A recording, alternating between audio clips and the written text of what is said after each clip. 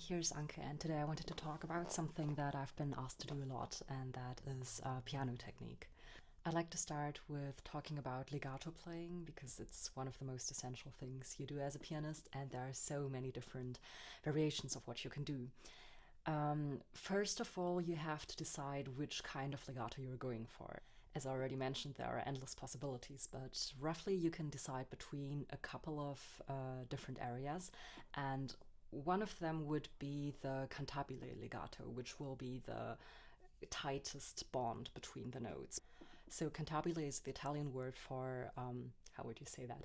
Well, singing, or it is something that has to be sung. Anyway, cantabile is used very often in pieces of the Romantic era. So to play a proper cantabile, as a pianist, you need to know that your instrument is not doing what a string instrument would be doing, or maybe a wind instrument. It will not bind the notes naturally on a bow or through your breath. So what we pianists have to do a lot is create an illusion that we can. So to create a proper legato cantabile, a lot of times you will need to only let go of one key when you've already played the next one. So you will create a tiny overlap, not a lot, so it won't sound weird, but this little overlap will create the illusion that the notes are as tight as possible.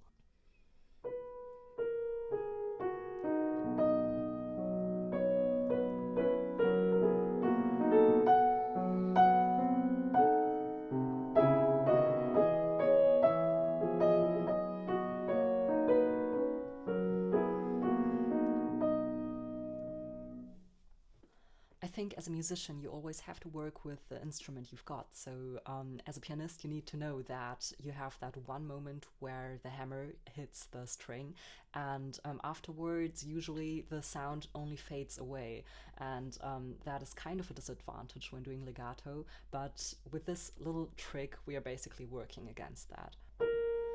Because as long as the string is still free, we are kind of in control of the sound, and we will overlap it into the next one to create the singing sound of cantabile.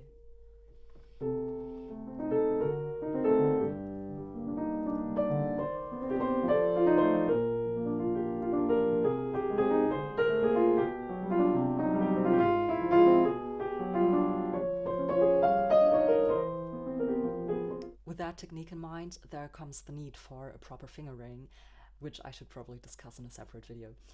But anyway, always take your time to write down your fingerings and decide for one and only one. You don't necessarily need to decide for the fingering that might be written down in your scores, but decide for one, write it down, and stick with it. Another very common sign we see in scores to indicate legato are slurs. Slurs don't necessarily mean for you to play the kind of legato we just did. A slur shows you a phrasing, and with phrasing comes a very important thing, which is breathing.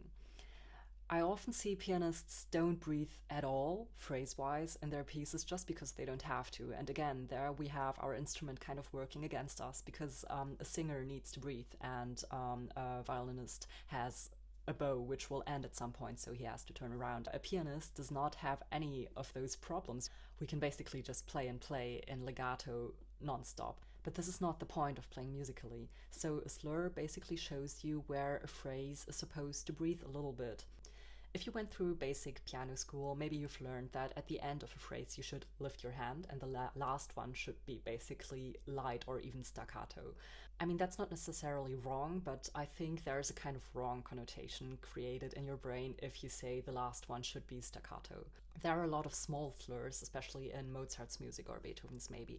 And if you would play staccato at the end of every slur, that would just sound ridiculous. So what we do is we do a little phrasing at the end of a slur, but sometimes it is not even really noticeable.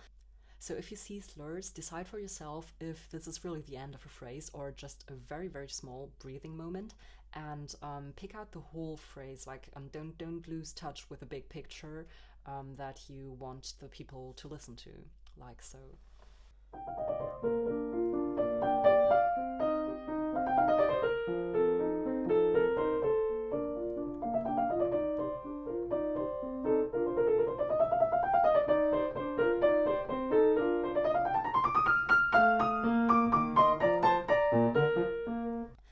this sonata, you know that the first phrase is quite long and you don't want to break it off completely, but you want it to breathe in between.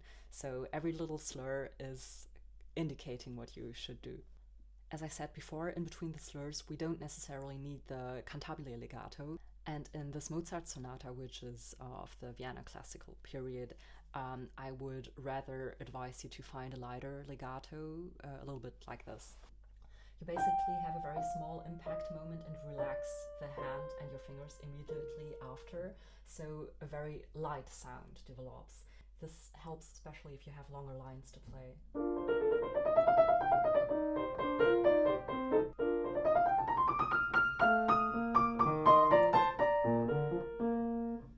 Another type of legato I would like to talk about is a very tricky one where you have to bind chords together. And well, this is naturally difficult because if you do that in one hand, we can never create a complete legato because we don't have 10 fingers on one hand. So again, we create a little illusion by deciding for the place where our melody goes, and we try to find a fingering that will bind that melody completely together.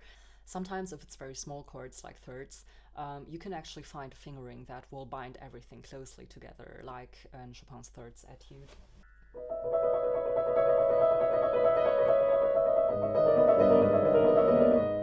So this is how far you get until you realize you cannot find a finger anymore that will bind all your keys together. And that is the moment where you decide for a melody you want to stress, which will be the upper melody in this case. And the lower one, you just try to find a fingering that goes along as well as possible. So this is the one I take.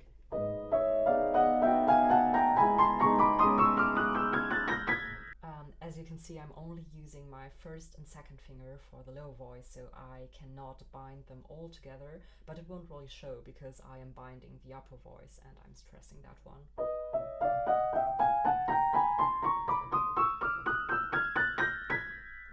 This was completely without pedal, and if I add a little bit of pedal to it, it will sound like a real legato.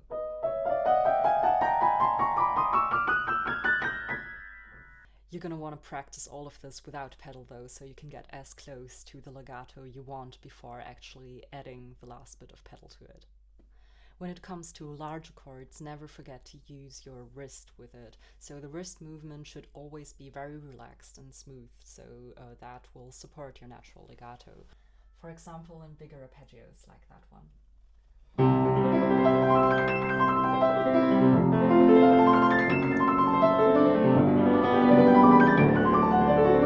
When I do it very slowly, you can see the way the wrist moves together,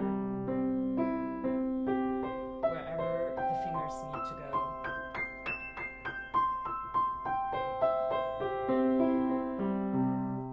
So this is really important if you don't want your hand to become very stiff.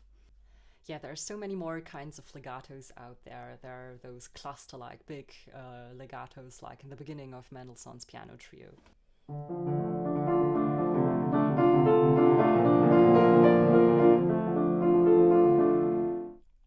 Or the legato in accompanying phrases like in Schumann's Widmung.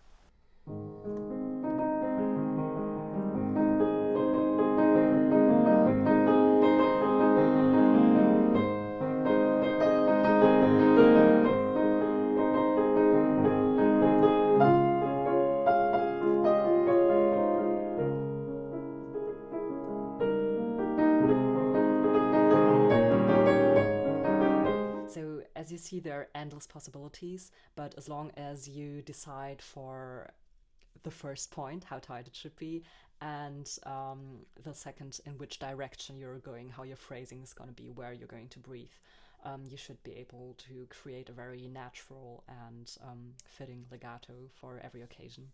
If you want to hear more about legato in trickier situations like binding chords together, I will make a second video and talk about that on my Patreon account. Just if you're interested in handling the more difficult levels of legato. So that's it, and if you have any more questions considering piano technique, write them down for me and I'll talk about them in the next video. Bye.